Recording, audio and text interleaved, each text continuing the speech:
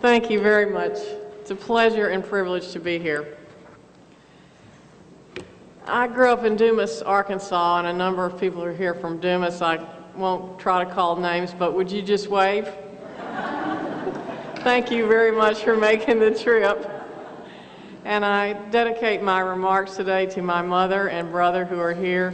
My mother from Dumas, Elaine Wolff. Would you wave?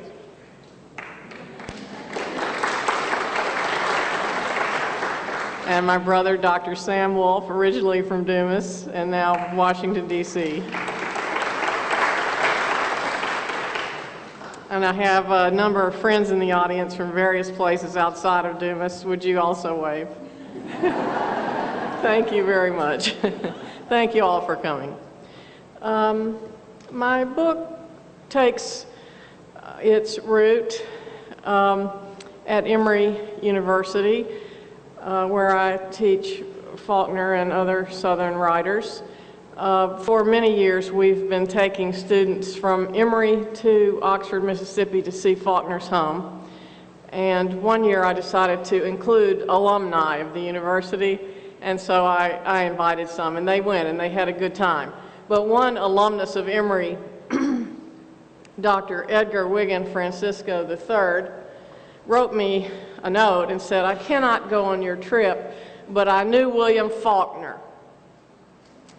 And so that was one line in my email inbox. And so I wanted to talk to him right away because I was working on a book of interviews with people who knew Faulkner, and I needed to talk to a few more people. So I called him and went over for an interview. He lives in Norcross, Georgia now, but is a native of Holly Springs, Mississippi, which is 30 or so miles from where Faulkner lived. And he and Faulkner obviously did know each other and were friends. And he said that his father and Faulkner had been friends for many years, and that Faulkner was in and out of their home a lot. And so we had a long interview, and I could tell by what he was saying that he had known Faulkner quite well. And at some point, his wife said, "Well, you should show her your diary." And he reluctantly went away to go and get the diary and bring it back for me to look at. And I opened it up, and I looked down, and I saw the word Isaac.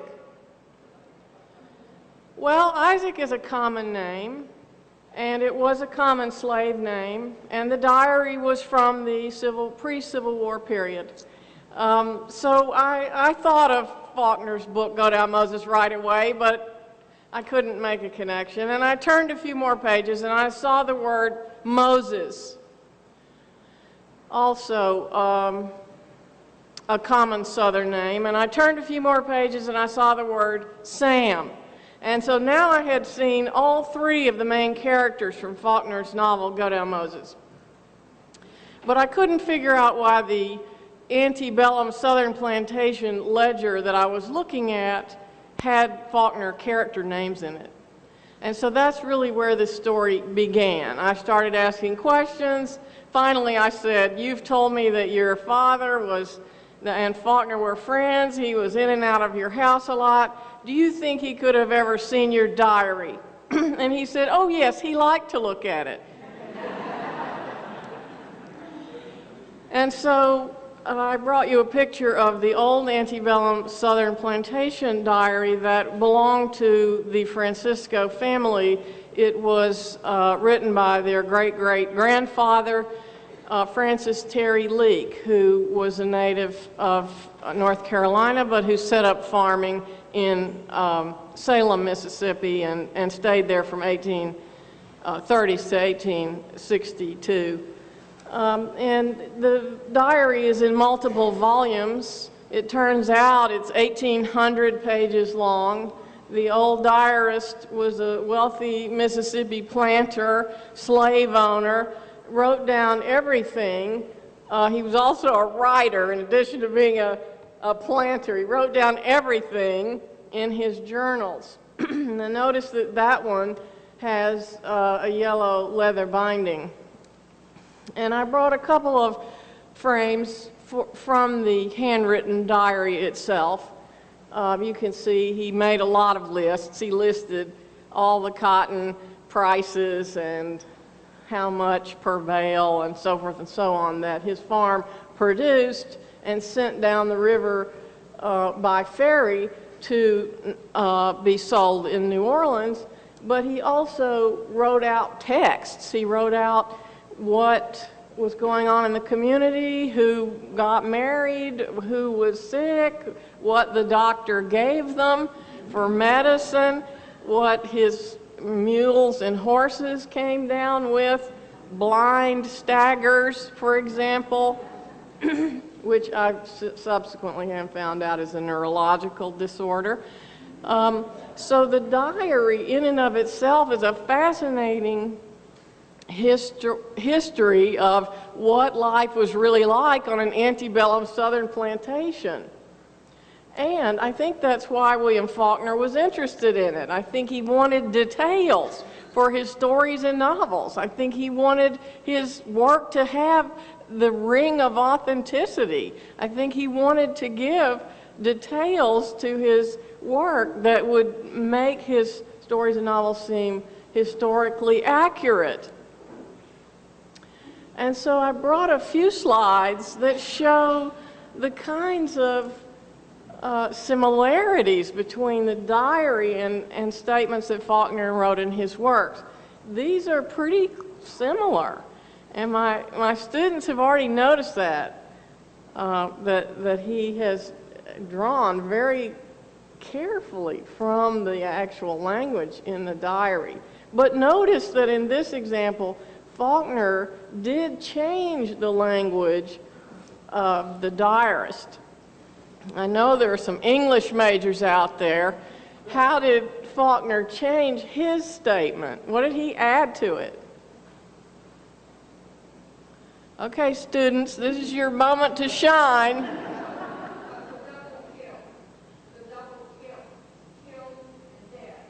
Killed and dead? Yes, that does emphasize death, doesn't it? What else did Faulkner add? He added a simile, a comparison using like or as. So it's not surprising that a literary artist would add a literary artificial literary term like that, the use of a literary term like that, and he did it for effect. Why do you think he added this comparison? Instead of just, I killed a beef today, I killed him dead as a beef. What was Faulkner going for? What does that add? Yes, Faulkner was describing someone killing another person. That's a little different. Yeah. Thank you. You get an A. So that's a little different. Killing another one human, killing another human, and comparing it to a dead cow is different from just killing a cow. So I think Faulkner was emphasizing how dead the other person was.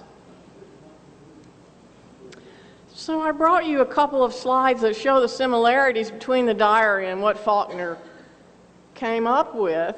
The first set of names are names that appear in the diary and also appear in Faulkner's works. And these are not just from Go Down Moses. I eventually realized that there are terms and names and so forth in the diary across Faulkner's novels that he drew from this diary for many of his works. And this, of course, is not to say that this is the only source that Faulkner used. We know that he used many sources, but this is a source that is pretty clear that Faulkner did draw from for inspiration. So the first set of names appear in both the diary and Faulkner. Some are common names. He could have gotten them from anywhere. Henry, Charles, Sam. But others, Worsham is not so common. And the Boone Indians appear in the diary, and Faulkner has a character named Boone, and he is an Indian. The word Isaac appears in the diary a lot. He's a slave in the diary. And he has obviously relatives, Long Ike, Little Ike, Old Ike, New Ike, and Old Uncle Miller Isaac. And Faulkner's character is Isaac, but his nickname is Ike. Another close similarity, there aren't many that are this close from the diary to Faulkner's works, but there are a couple. So I brought you a couple to show you just how close this, the language is between the two texts. And some descriptions of the ledgers in Go Down Moses, I always thought that Faulkner either made them up or maybe he was looking at something, but we didn't know what he was looking at. When I read them now, I think he was describing this ledger. I could be wrong. It could have been describing another ledger. But these ledgers did have the cracked leather binding. They have thin brown ink of the diarist's hand. They are clumsy, old. They are different in shape and size. They're not uniform. They don't match. And they were recorded by the hand of the father and the grandfather of the man that Faulkner knew. So all that fits pretty like a hand in a glove, pretty well with between Faulkner and the diary. So there are the Ikes from the diary and Old Uncle Isaac from Go Down Moses, and Faulkner nicknames him Ike. A couple of more examples from the diary and Faulkner to show you the similarities between the two.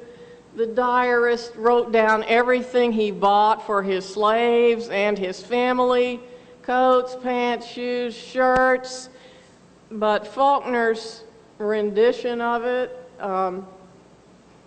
again, changes the idea just a little bit. Now, English majors, what did Faulkner add in his statement that the diarist did not? Adjectives, okay.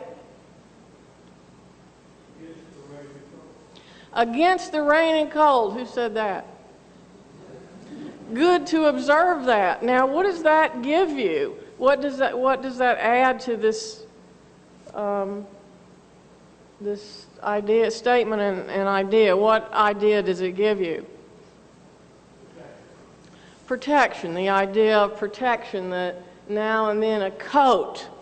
So against the rain and cold. So yes, you'd have a sense of protection. What else does it give you? Okay. I mean, let's stick with coat against the rain and cold for just a second.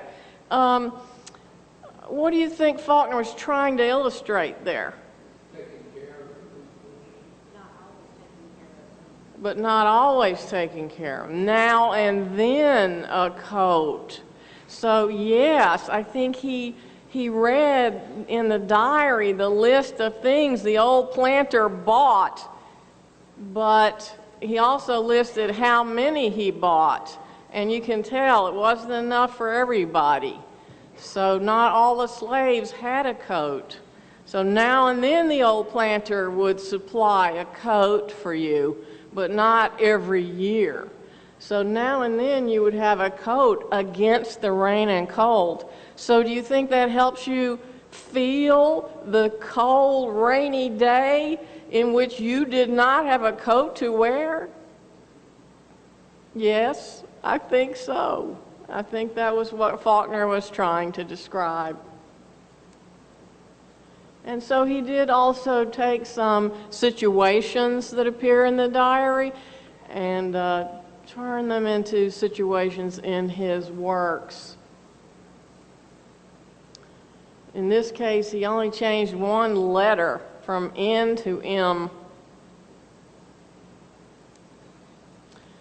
And in the diary, the white people owned slaves and referred to them as possessions. Harvey's Tom, Floyd's Emmy, John Miller's Harriet. and Faulkner does seem to mimic that in Go Down Moses.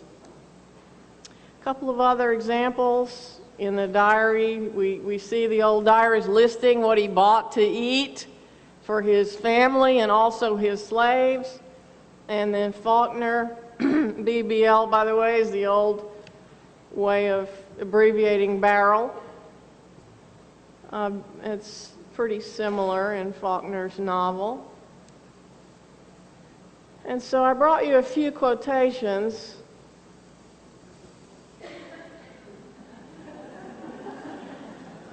From Faulkner. And he liked to say that he did no research. He liked to say that he didn't do any research. But I think it's pretty clear that he did. So I'm not sure that he was being candid. But also he does emphasize that he draws from what he's familiar with. And we know that Faulkner did that all the time. So in that sense, he was being candid. A couple more slides and then we'll move on to some other topics. But all of these items appear in the diary, and they also appear in Faulkner's novels. Again, a lot of them are common. Slippers, for example. He could have gotten that anywhere. But when you look at the aggregate of names and terms and situations, it starts to accrue in meaning, I think, and makes it more convincing that he may have used this particular diary. And other lists of names that appear in Faulkner's novel and also in the diary. A few more examples from the diarist. He was busy talking about making his brick kiln, and that went on for pages about building the kiln, but Faulkner seemed to draw from it, but stated very succinctly, Sutphin built a brick kiln. A few other terms that seem specialized, maybe to the legal area, a legal arena, that appear in both Faulkner and the diarist and the diary. A few other terms, claybank mare, we don't seem to use that term so much anymore. Faulkner changes it to claybank stallion. A few other sets of terms, blockade, retreat, skirmish, vindication, and requisition, all seem to have to do with the war, and they appear in both texts. A couple of other examples of how I think Faulkner used some of the information from this diary. Francis Terry Leake was hard of hearing. He mentions that repeatedly. He was really worried about it. It was really bothering him. But he could still hear the ticking of a watch. And in The Sound and the Fury, one of the characters says, I was in time again hearing the watch. It was grandfather. So that seemed to me to be a possible use of Faulkner's using the diary. And some terms seem to show up in Faulkner titles.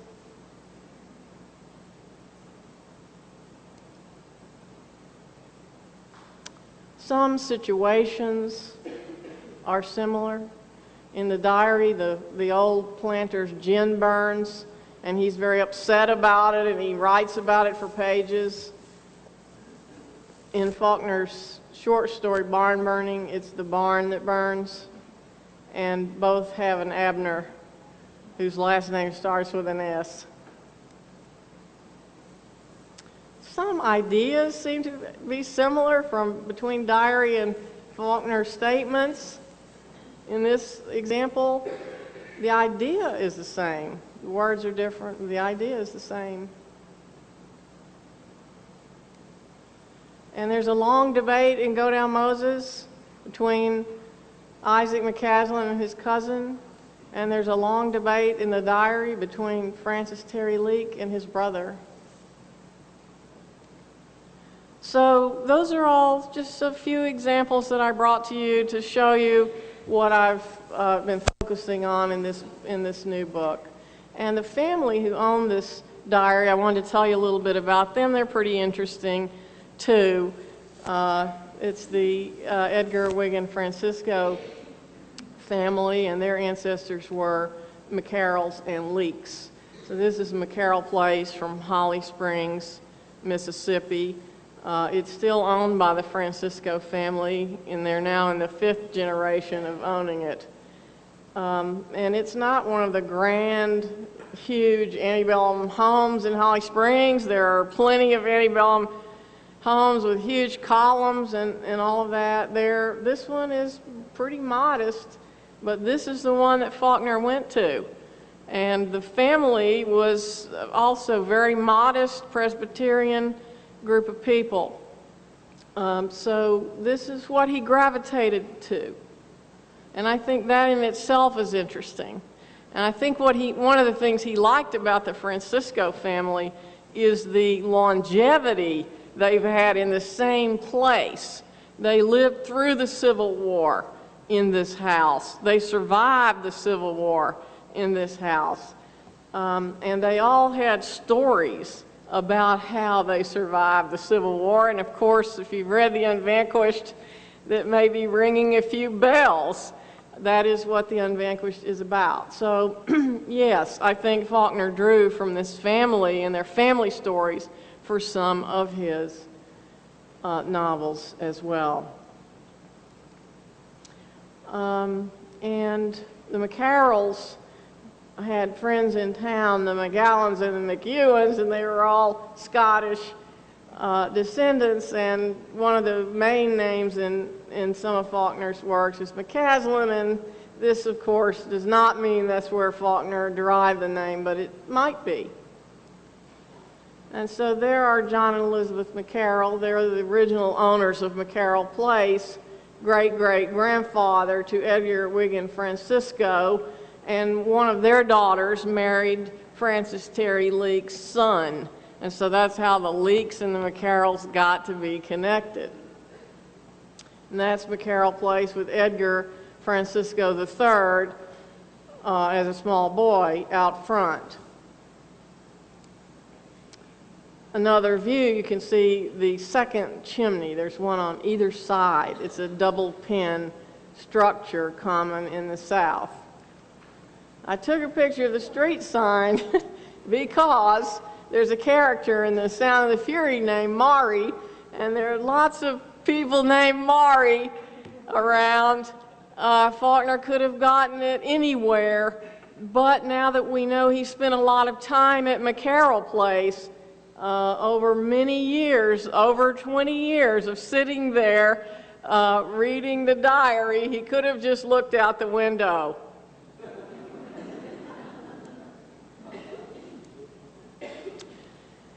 And so eventually I asked who were the neighbors. And Dr. Francisco said, well, the neighbor was Pearl Strickland Badeau. Well, please tell me about Miss Pearl. Oh, well, Miss Pearl was very beautiful as a young woman. Well, that sounds like the beginning of a plot line to me. So I pursued it. Tell me more about Miss Pearl. Well, what is most notable about Miss Pearl is that as an older, unmarried woman, she went to Germany with a German man and married him. Well, that sounds like plotline too, doesn't it? And so we're not surprised to discover that that's what happened to the heroine of The Sound and the Fury.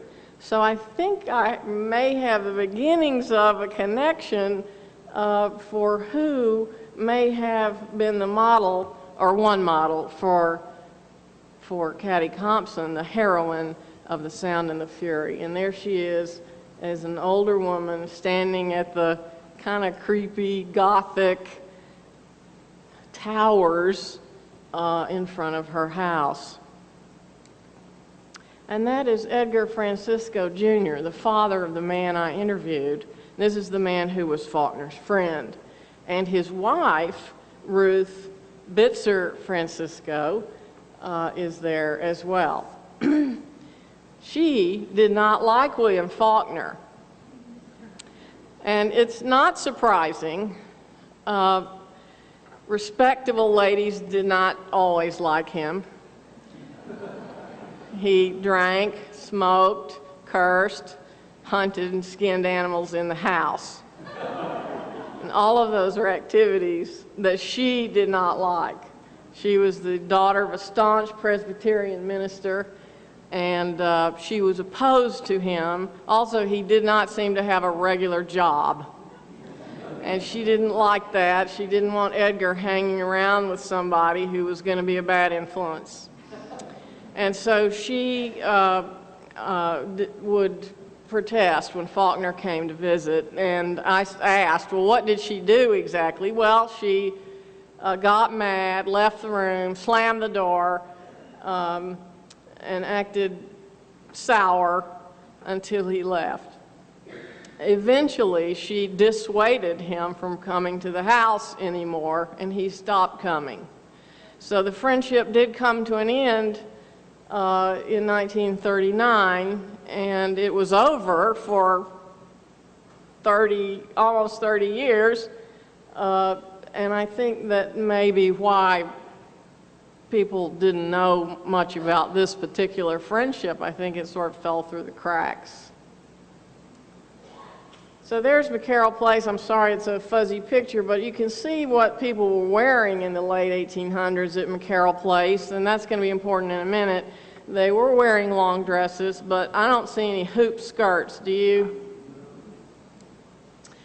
But Mrs. Francisco went to Natchez and saw the pilgrimage, and she realized that Holly Springs, Mississippi, had just as many antebellum homes as Natchez, and maybe more, and that is true, they do, and that Holly Springs should have a pilgrimage.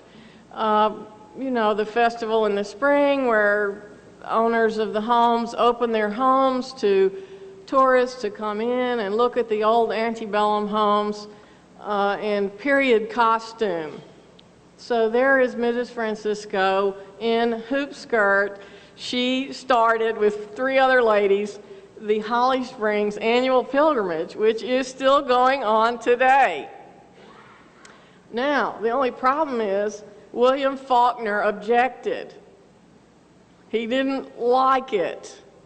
He objected because he didn't think the period costume was accurate. He didn't think people were wearing hoop skirts in North Mississippi in the late 1800s. And so he tried to dissuade Mrs. Francisco from pursuing this matter. He lost that round.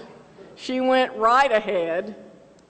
And there she is in a second hoop skirt and a third. And she didn't like him anyway and did not respect him anyway, and wasn't about to listen to what he had to say.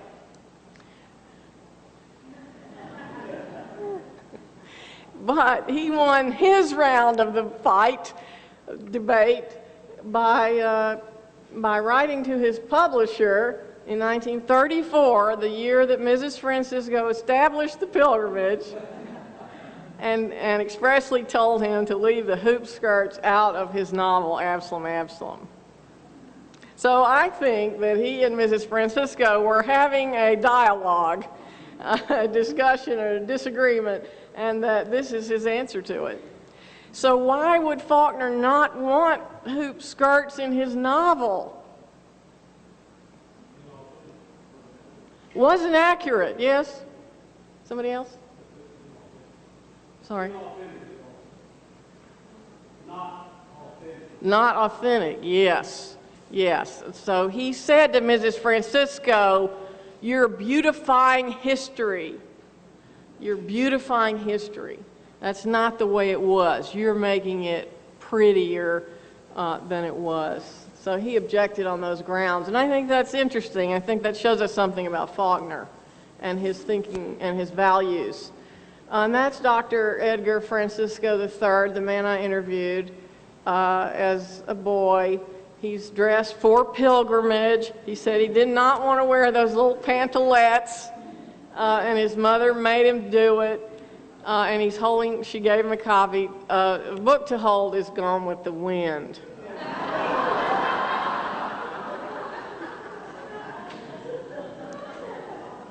But there on the wall is great-great-grandfather John McCarroll.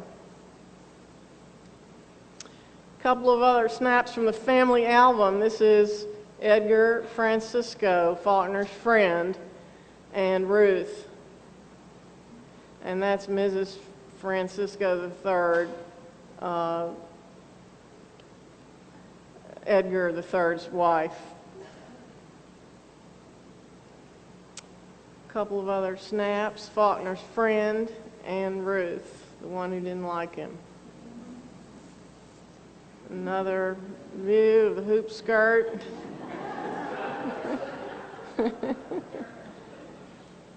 And the wedding of Edgar III and his wife Anne, and Faulkner's friend and Ruth. And this is the mammy of McCarroll Place. And she was already deceased when, and that is Edgar Jr. there. When Edgar III came along, but her daughter Julie was mammy when Edgar was around.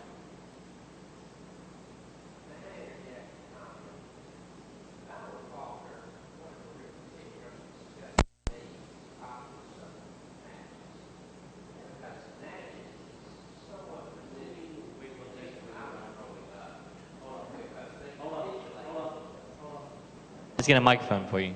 Thanks. Sorry. I'm just wondering if Faulkner resented that they were bringing something from Natchez, because the folks down in Natchez capitulated with the Yankees quite early in the war. That's why they still have all those big homes left. And whereas up in North Mississippi, they bore the real brunt of the war. They did. The whole town of Salem, where Francis Terry Leake lived, is destroyed. So I just think that would be kind of like, you know, taking cowbells to Ole Miss or something. It just didn't fit. Here you go. Well, the story that I heard was that that Faulkner said to Mrs. Francisco, "You're beautifying history. You're not making it authentic. You're changing it," and that was what he objected to. Can't say for sure, but you could be right. This is the old kitchen in the back of McCarroll Place. Who knows why people separated the kitchen from the rest of the house? Fire, to keep fire away from the big house. What else? Heat. Keep the help away. Ooh. And you see what Mrs. Francisco did with it. She made it into an antique shop and got it ready for pilgrimage.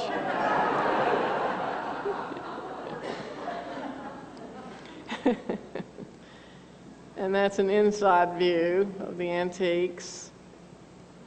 And then this is the town square of Holly Springs, back when Faulkner was coming to visit.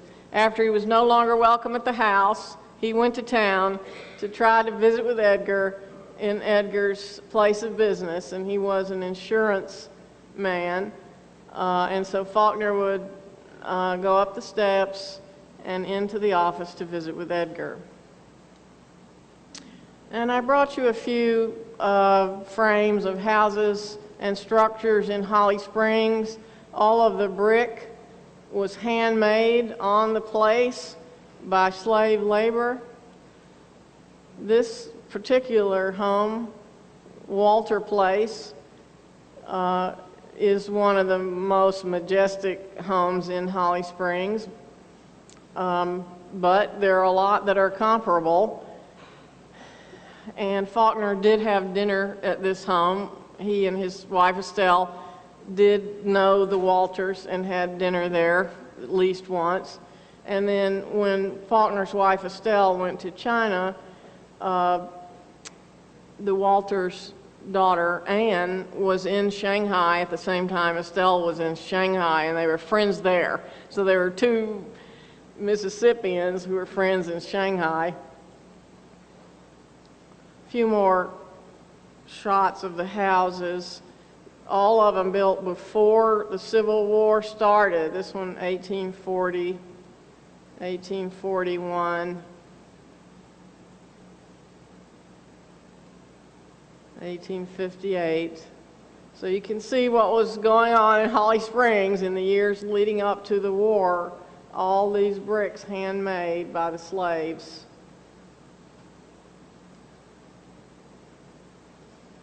And I think we now know, and we always knew that Faulkner had been to Holly Springs, but now it seems pretty clear that he was there a lot more than we realized. And I think part of what was of interest to him was the history of the place. Oxford has a lot of antebellum history too, but so does Holly Springs. And so now that we know that he was there, not just once, but many times over many years, we look back at this and I think we can see that this may have been something that was of interest. He did write about the Civil War often. It's not all that he wrote about, but he did write about the Civil War a lot. And obviously there's a lot of Civil War history in his area.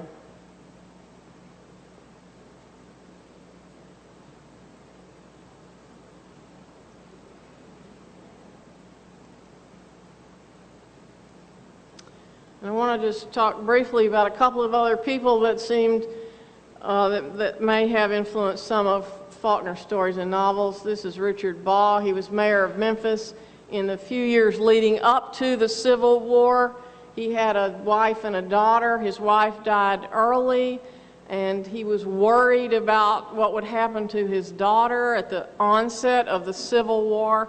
And so he sent her to live with her aunt and uncle John and Elizabeth McCarroll. So his daughter, Mary Louisa Baugh, was living at McCarroll Place in the years leading up to the Civil War. And there she is. Her nickname was Ludie, L-U-D-I-E.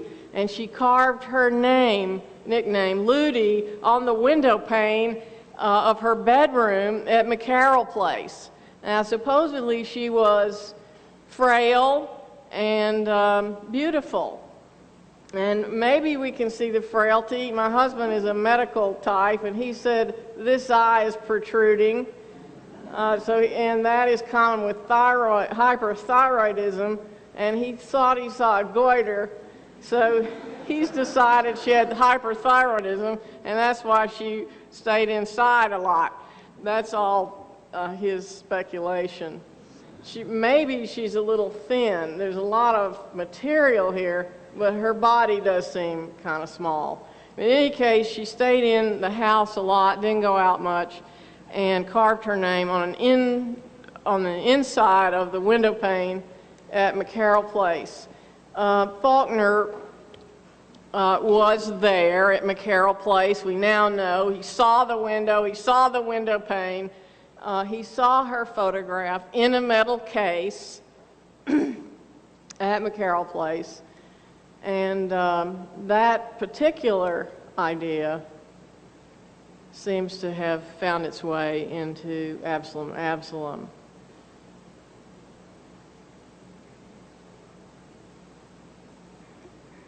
And that is Dr. Francisco pointing to Ludie's name etching. I'm going to show you a bigger picture in a minute, but you can see how small it is where she engraved her name on the window pane. And there is an enlargement of the name. Now, this is relevant to Faulkner's studies because Faulkner memorialized this story in 3 of his novels.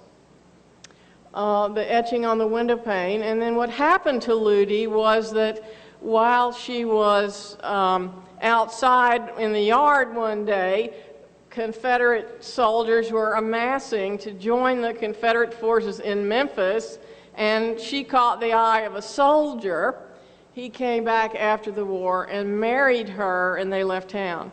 And that story is memorialized in 3 Faulkner novels. So it seems pretty clear to me that this has to be counted as one among several possibilities for models for that story of the etching and the woman who married her Civil War soldier in Faulkner's novels.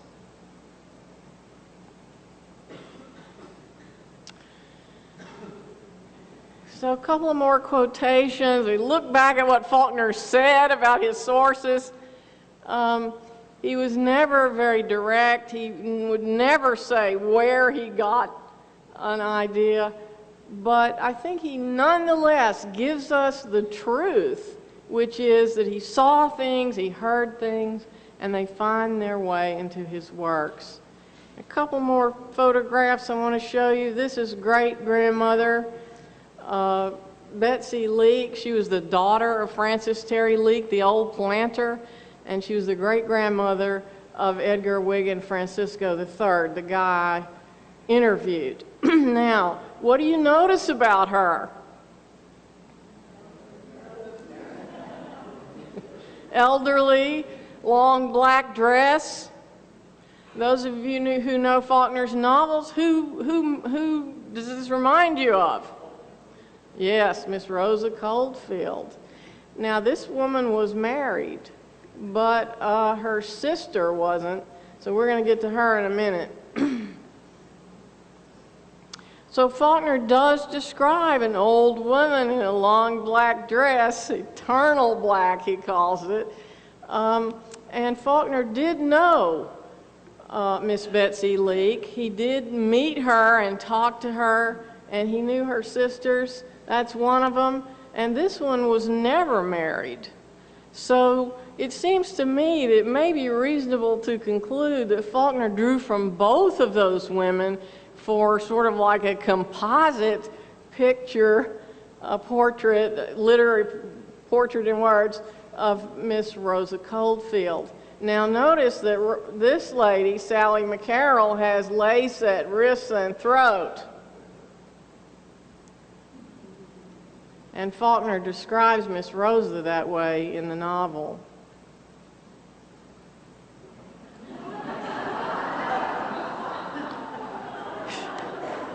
And he describes Miss Rosa this way. But my husband said, just because she wasn't married doesn't mean she was a virgin.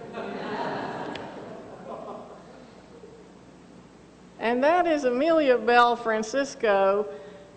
She's only relevant to the story in that I don't think Faulkner knew her, but she is the granddaughter of Amelia McCarroll, who was sister to these other ladies. So there were 3 sisters in that story. Amelia is the one who, from the McCarroll family, who married the Leake, and that's how the McCarroll-Leake family got connected. And I think we see connections with Faulkner's stories all through this family line.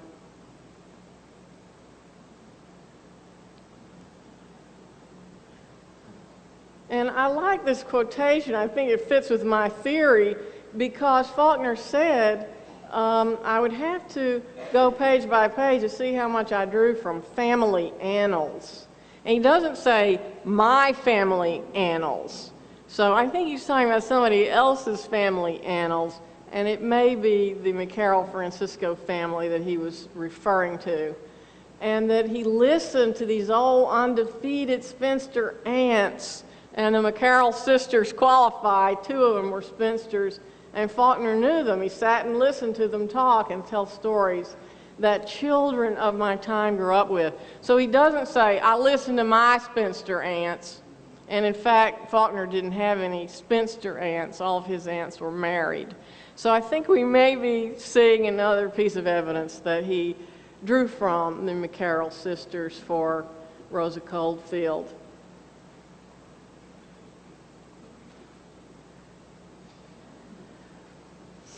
And I like this quotation too, because he said, people were always asking him, where do you get the idea for this? Who was the source for this? And he didn't like those kinds of questions. He didn't want to answer them.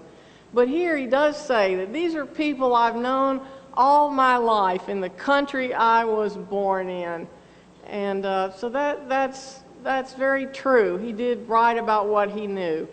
And it's difficult to say what part of any story comes from the imagination, from experience, and from observation. And I think that's great. I think that those are the kinds of things that he did do. He drew from those, the imagination, the experience, and from observation. So I think we see something about his creative process, how he went about writing the stories and the novels that he wrote. I think we saw that one earlier.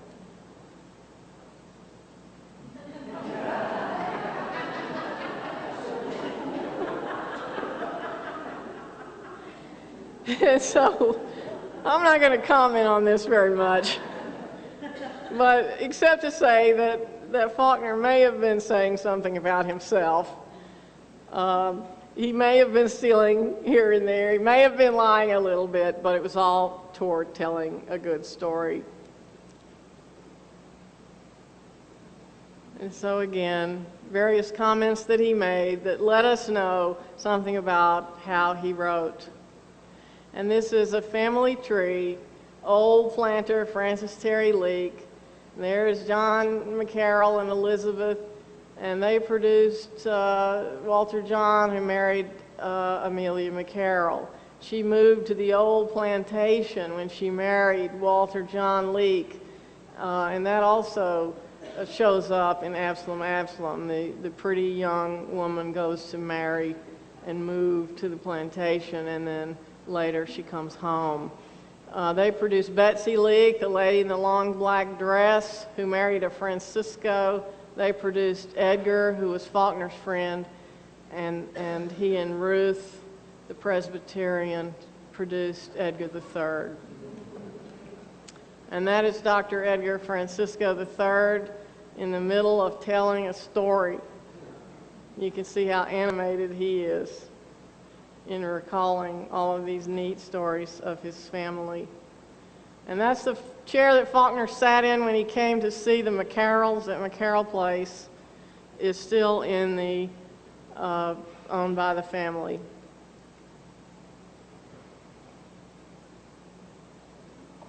So I think we can see a little bit about what kinds of sources Faulkner used and what he did with them. And that's been the focus of my book. Thank you very much.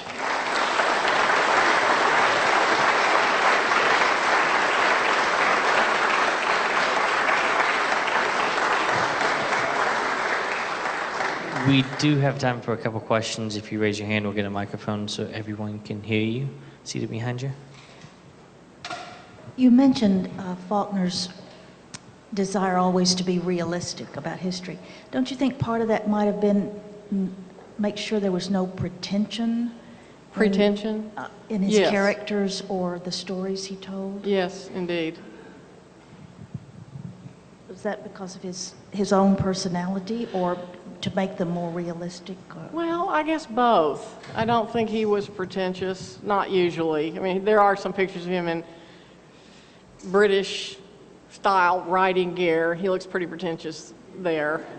But I think his basic personality was modest.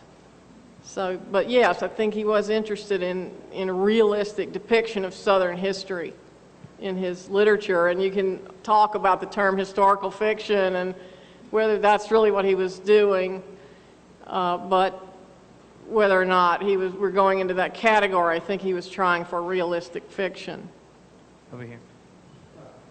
Did Edgar's wife, did she live long enough to see that Faulkner was not a bum, that he was?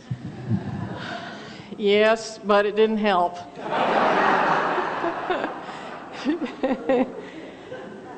She just passed away not very long ago. She lived to be very old. And I said she lived to see him win the Nobel Prize. And Dr. Francisco said, yeah, but that didn't seem to make any difference. So she had righteous indignation, and the Nobel Prize did not shake that. Yes, sir. Was there a commissary on the Leake McCarroll land? Good question. There was a barn, and the old kitchen for a while was used to store commissary-like products. So there wasn't a functioning large commissary as we know in Godel Moses, but there were two structures that functioned in that way. Two more quick questions. Is there any hint of miscegenation in your diary? Great question. Yes, there is. Of course, you knew I was going to say that, right? In the diary, there are a couple of times when the diarist says, "my whole family." Now, that is going to be a matter for interpretation, what he meant by that. But it's hard to know what else he would mean by that. Maybe he meant his extended family, like his nieces and nephews. But to me, it edges toward, well, I have this other family, and I'm going to include them as well. Did reading the diary change or hone any perception you have of Godel Moses or any of the other books?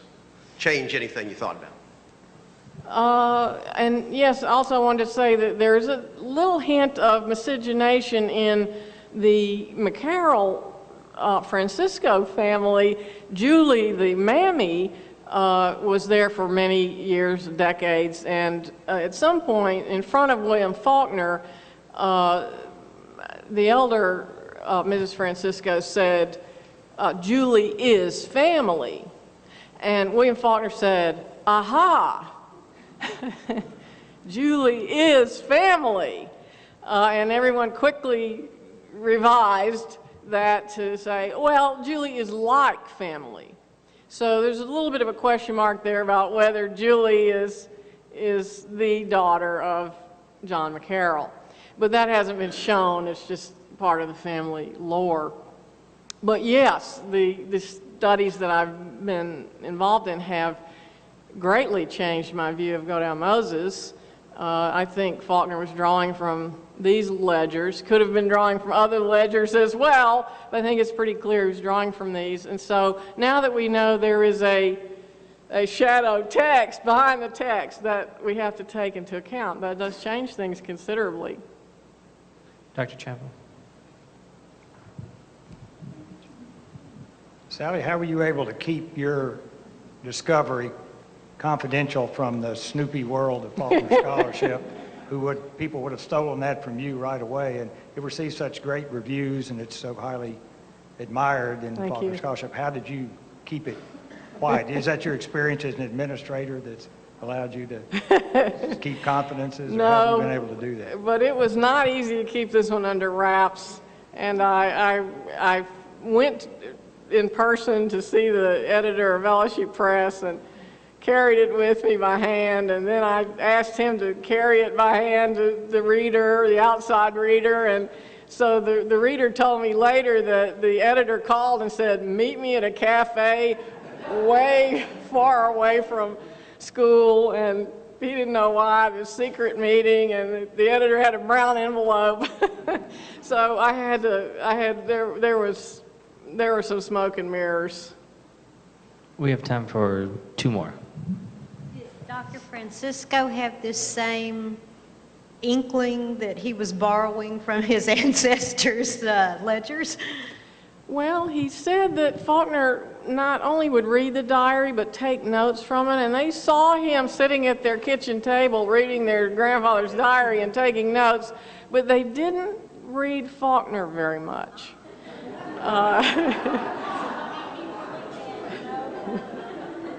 And we're not surprised, right? It's hard to read Faulkner. But he said we were friends with Faulkner. We went hunting with him. He was our friend, but we didn't sit around and read his books. Yes, and Ruth did eventually say to her husband and son, "Please don't tell anyone you know William Faulkner." So, yes, they were aware that he was doing something, but they didn't know exactly what. It is difficult to read Faulkner and understand his works, and so you can kind of see where that they didn't go very far with that. And Faulkner did tell them that he used one of their family stories. One. Last one. Sally, teaching at a Presbyterian college for these many years, I have noted that Mr. Faulkner doesn't portray Presbyterians very well. Simon McEachern, for example. Yes, most indeed, he villainous does not. Presbyterian. He does not. So now you make me wonder if Ruth was his main source of animus toward Presbyterians. She may well have been. Do you know of any other reason that he might have had a negative attitude toward Presbyterians? Well, no, I don't, but I do know that he met her father, the staunch Presbyterian minister, and so he's sort of in the background here. Of course, there are a lot of family stories about him. He was so strict and made everyone toe the line so hard that we have to look back at novels like Light in August, where there's a minister of note, and the Presbyterian Church itself seems maybe to have been connected with the Holly Springs group. Dr. Wolff-King, welcome back to Arkansas, and thank you all for coming out. Her book is available over here.